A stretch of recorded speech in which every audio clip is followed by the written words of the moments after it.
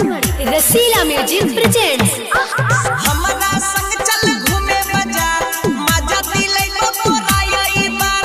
हमरा संग चल घूमे बाजार मजा दिलैबो तोरा ई बार।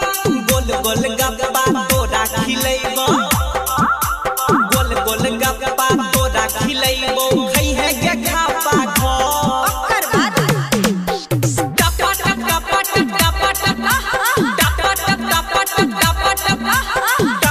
टपा टप टपा टप।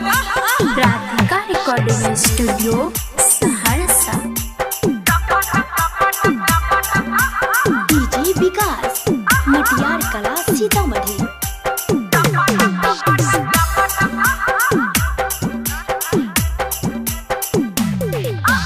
पानी पूरी वाला छै मशहूर, खाय घड़ी मजा एतो भरपूर।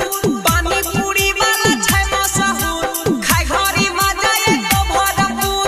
ठेला लगैने छै रोड साइड में, ठेला लगैने छै रोड साइड में। बनबै छै झापा घर ओकर बाद टपा टप टपा टप टपा टप टपा टप टपा टप टपा टप टपा टप टपा टप।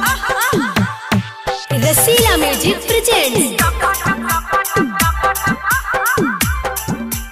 डीजे विकास मटियार कला सीतामढ़ी।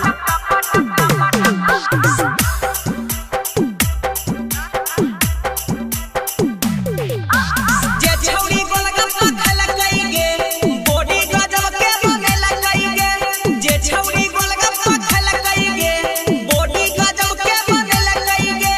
राइटर सरवन ठेला लागलकै, राइटर सरवन ठेला लागलकै। खिलै तो प्रिंस का पाको